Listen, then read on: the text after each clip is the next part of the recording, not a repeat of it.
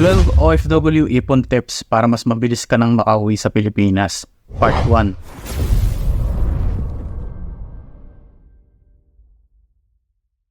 Ayon sa Social Enterprise Development Partnership Incorporated, 8 sa 10 OFW ang umuwi ng walang ipon. At ako mismo bilang OFW ay masasabi kong may katotohanan ng bagay na ito. Dahil ako mismo ay dating nag-struggle din sa bagay na ito. May mga kakilala din ako personally ng mga kapwa ko OFW ang nagtatrabaho sa ibang bansa, nagtsatsagang malayo sa mga minamahal sa buhay at titiis sa sobrang kalungkutan sa mahabang panahon para lamang umangat ng bahagya ang estado ng buhay na nakasanayan sa Pilipinas. Pero sa kasamaang palad ay parang uuwi lang halos sa wala ang lahat ng kanilang pinaghihirapan dahil nawawala sa priority ang pagsisave. Karaniwan ng kwento ng ilan nating mga kababayan ang labis-labis na kanilang pagpapadala sa mga kamag-anak nila sa Pilipinas kaya walang naiimpok. Ang iba naman ay nabibiktima ng ilang mga scammer dahil naiiniwala agad sa mga mabubulaklak na salita na garantisadong dodoble do ang pera nila once na mag-invest sila sa kung ano man ang inaanok sa kanilang investment, where in reality ay kasinungalingan lamang pala ang lahat. Ang iba naman ay aminado din na nagbuhay mayaman nung mga panahon kumikita pa sila abroad dahil bakit nga naman hindi? Pinaghirapan naman nila yung bawat singkong kinikita nila, diba? But without thinking, nadadating din ang panahon na uuwi din sila. Kaya ang karamihan, pag uwi sa Pilipinas, bumabalik sa kahirapan. Kaya kung gusto mo mapabilang sa mga OFW na masayang uuwi dahil may ipon, panoorin mo ang 12 essential tips kong ito. Ang ilan dito ay base sa sarili kong pananaw at personal kong ginagawa. Hinati ko to sa dalawang part dahil medyo may kahabaan ng videong ito. Nais ko kasi itong talakayin isa-isa at gusto ko itong explain ng maayos at malinaw. Paalala lang hindi to set of rules na dapat mong sundin. Sobrang nakatulong lang kasi sa akin ang mga tips ko na ito kaya naisip ko na worth it din na i-share ito sa'yo.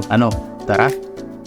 Number 1, gumawa ka ng bank account sa Pinas. Ito ang isa sa pinaka-importanting dapat mong gawin bago ka sumakay ng eroplano. O kung nasa ibang bansa ka na pero wala ka pa rin bank account, siguro panahon na para gumawa ka nito. Ito yung account na ikaw lang mismo ang may access. Hindi ito pwedeng galawin ng kahit na sino. Kahit na ang pinaka-pinagkakatiwalaan mong tao ay hindi dapat pwedeng maglabas ng kahit na $5 sa account mo na to. Ito ay isang way para masiguro ang safety ng sinisave mong pera. Sasabihin siguro ng iba na parang sobrang greedy naman ng ganitong galawan. Hindi ito pagiging sakay mo pagiging madamot, bagkos ito isang paraan lamang ng pagiging responsable mo sa mga bagay na pinagkatiwala sa iyo ng may kapal. Katulad ng magandang oportunidad at pera na yung kinikita. Marami na kasing kaso ng mga kababayan natin ang nag-abroad, ngunit umuuwing zero dahil pinagkatiwala nila ang kanilang ipon sa maling tao. Ito yung mga tao na binigyan mo ng yung 100% trust, ngunit kahit sila mismo ay walang disiplina sa pera, kaya nauuwi lang ang perang pinaghirapan sa pandarambong. Masakit at mabigat na salita ito, pero ito talaga ang tawag sa ganitong gawain. May naalala kong isang segment sa Rafi Tulfo in Action na kung saan si lalaki isang factory worker sa Korea. Every month ay nagpapadala siya ng 100,000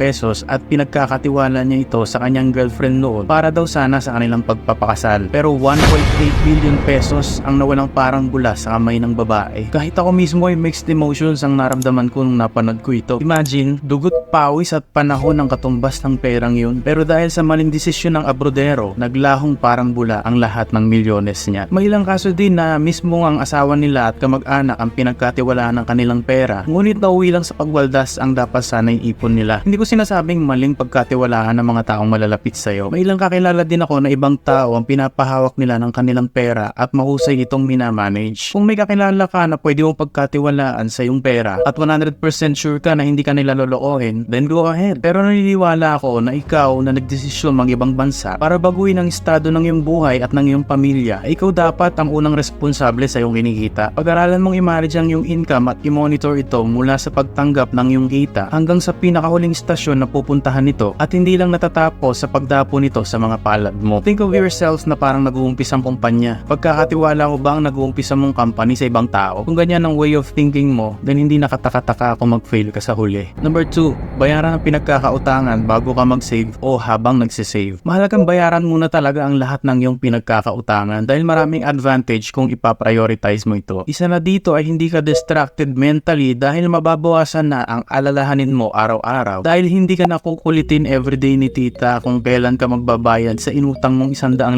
na pinag-apply mo. Mahirap kaya magtrabaho ng malayo sa Pinas dahil kalaban mo ang homesickness at culture adjustment tapos papasok pa sa isip mo yung patong-patong mong utang. Pangalawa ay yung interest na kasama sana sa binabayad mong utang ay maaari mo nang idagdag sa iyong ipon. Now, the Dalawa yung paraan na sinasuggest ko dito. Una, kung malaki yung kinikita abroad at kung sa tingin mo ay kaya mo itong bayaran ng 2 gives or 3 gives, ay mas mainam muna kung unahin mo muna ang full payment ng yung utang bago ka mag-umpisang mag-ipon. Pero kung sa tingin mo ay abutin ka ng 1 taon o higit pa sa pagbabayad sa yung utang dahil hindi ganun kalaki ang yung sinasahod, ay mas mabuting isabay mo na ang yung pag-iipon kahit na mag-umpisa ka muna sa maliit na halaga. At pakiusap ko lang sa mga unang taon natin sa abroad o kahit pa matagal ka na dyan, ay iwasan natin yung tinatawag na lifestyle inflation. Ito yung pagtaas ng antas ng ating gastusin at pamumuhay kasabay ng pagtaas ng ating mga kita. Marami kasi akong kakilala na ganito ang ginagawa, hindi lamang sa mga mismong OFW ngunit maging sa mga pamilya nila sa Pilipinas. Dating nabubuhay lang sa pag-uulam ng tuyo, sardinas at noodles, pero ngayon na may natatanggap ng remittance galing ibang bansa, kailangan nang i-order lahat ng kakainin. With matching picture taking muna bago isubo para may pang-post sa FB, para lang masabi nila sa ibang tao na huyo kayo ngayon. Isang factor ito kaya marami talaga ang hindi nakakapag-save. At isa pa, kung hindi ka pa naman bayad sa pinagkakautangan mo tapos nakikita kanila na nagtataas na ng lifestyle mo, insulto ito para sa kanila. Sabi nga sa Salmo chapter 37 verse 21, ang taong masama ay nangungutang pero hindi nagbabayad. Ngunit ang taong matuwid ay naaawa at nagbibigay ng sagana. Bible lang nagsabi niya na hindi ako kaya huwag kayong magalit sa akin. Number 3, gumawa ng 2 emergency funds. Emergency fund ang pundasyon ng mga nagsisimulang i-improve ang kanilang financial status, especially kung nagbabalak kang mag-ipon. Ito yung 3 months to 1 year na fund na nakalaan lamang sa mga hindi inaasahang events sa iyong buhay na kinakailangan ng pera like hospital bills, calamity fund, etc. At dahil isa kang OFW, para sa akin, isang mortal sin kung hindi ka naglalaan ng yung emergency fund. Dahil bilang isang abrodero na kumikita higit sa minimum wage, ikaw ang mas may capability na gawin ito. 2 emergency fund ang minumungkahi ko na gawin mo. Una ay ang emergency fund na ilalagak mo sa Pilipinas. Ito ay naka-ATM or cash form. Nakalaan ito para sa mga emergency situation sa Pilipinas. Sa tulad ng biglaang pagkakasakit ng isa sa miyembro ng pamilya mo at kailangan ng pambayad for admission. Calamity fund kung sakaling tamaan sila ng kalamidad doon. Kailangan ay madaling i-liquidate ang emergency fund mo. Kaya nga minumungkahi ko na ATM or cash form ang gawin mo dito para hindi ka nagpapanik at hindi ka kung kani-kanino lalapit para umutang. At just in case na pauwiin ka dahil sabihin na natin na biglang humina yung pinapasukan mong kumpanya. Maraming ganyang kaso dito sa abroad pero at least ikaw may backup fund ka na pwede mong gamitin anytime habang naghahanap ka ng trabaho just in case na mangyari ito sa'yo. Ang pangalawa naman ay emergency fund na nakalaan sa'yo mismo habang nagtatrabaho ka sa abroad. Bilang breadwinner ng iyong pamilya ay dapat priority mo rin ang seguridad ng iyong sarili habang ikaw ay kumakayod. Hindi ningit sa inyong kaalaman na maraming mga OFW ang hindi maganda ang kalagayan sa bansang kanilang napupuntahan. Nariyan ang mga kababayan natin na pinagmamalupitan ng kanilang amo. Mga Pinoy na naipis sa giyera at hindi agad makauwi. Mga tinamaan ng malubhang sakit at mga pakalat-kalat sa lansangan dahil sa biglaang pagkawala ng kanilang trabaho. Oo, mapalad pa rin tayo dahil may sangay ng gobyerno na handang tumulong sa mga distressed nating mga kababayan abroad. Pero ikaw na napapanood ito, hihintayin mo pa ba na umabot ka sa ganitong sitwasyon? At paalala lang ang emergency fund ay ilalaan mo lang talaga para sa mga emergency situation. Hindi mo ito gagamitin pang Starbucks o pambili ng iPhone o pambili ng bago mong Jordan. Okay? Kaya kung gusto mo na 100%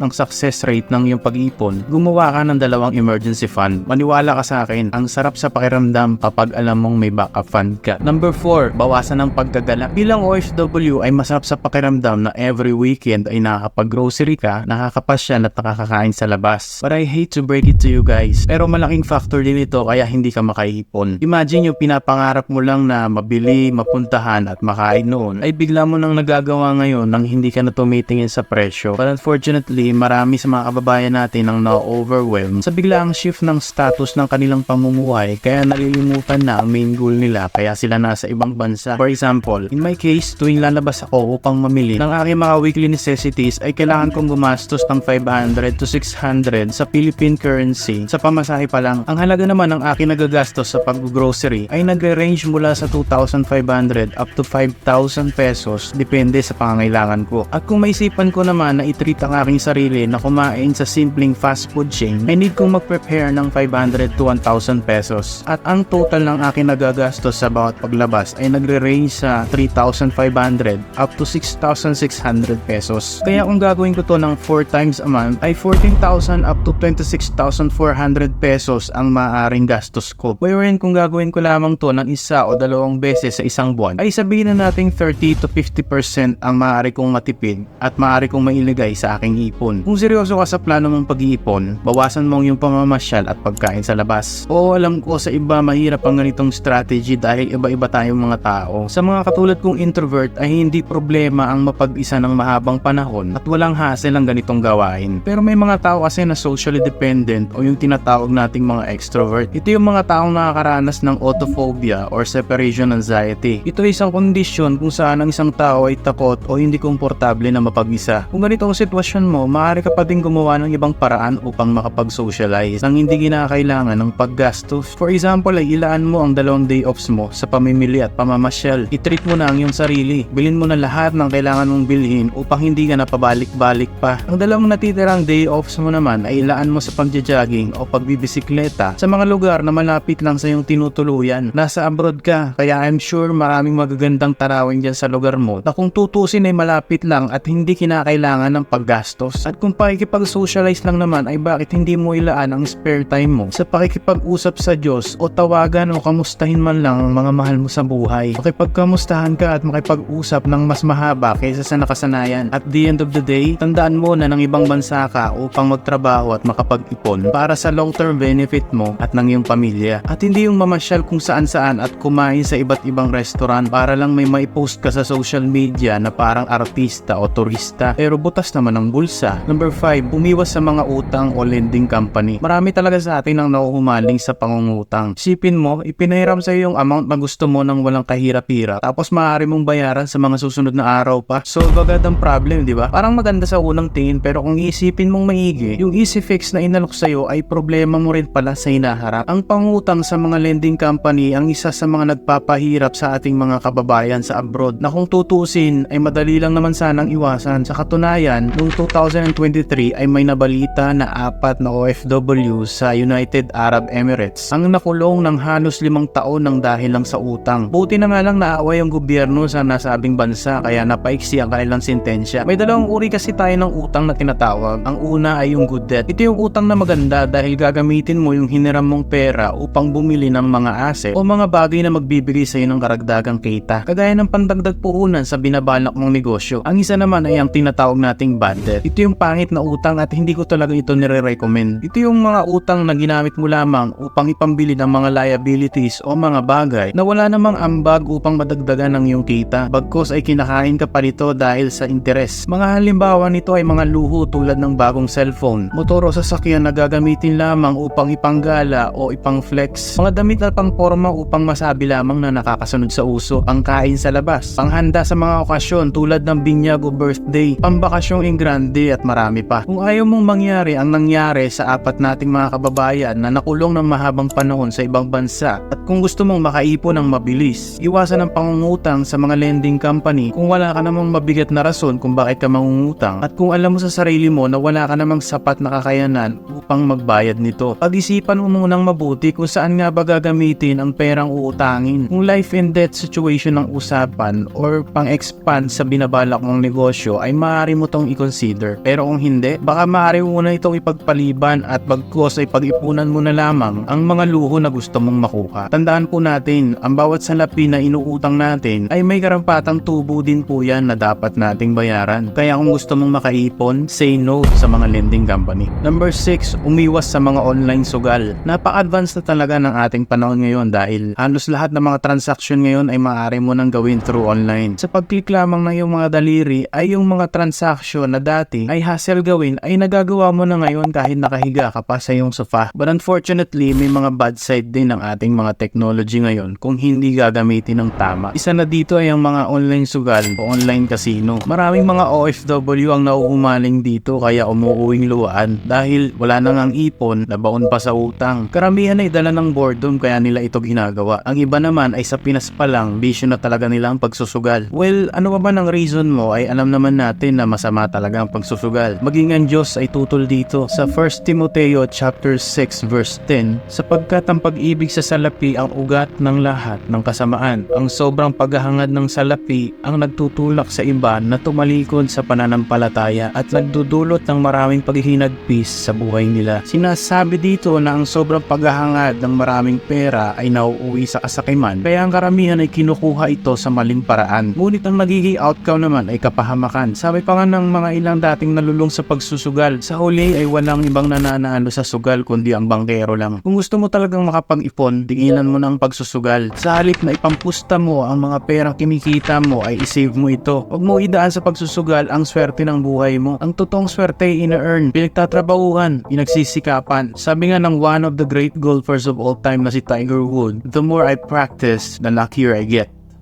Dito ko muna puputulin ng video. Panoorin mo ang part 2 para makumpleto na natin ang 12 OFW ipon tips para makauwi na tayo ng mas mabilis sa Pilipinas. Importanteng mapanood nyo rin ang pangalawang part dahil kung gaano kahalaga ang 1 to 6 tips na binigay ko, ay ganoon din kaimportante ang 7 to 12 tips. Kaya kung sa tingin mo ay may natutunan ka, huwag mo sanang kalimutang mag-like, i-share ang video at huwag mo na rin sanang kalimutang mag-subscribe. God bless!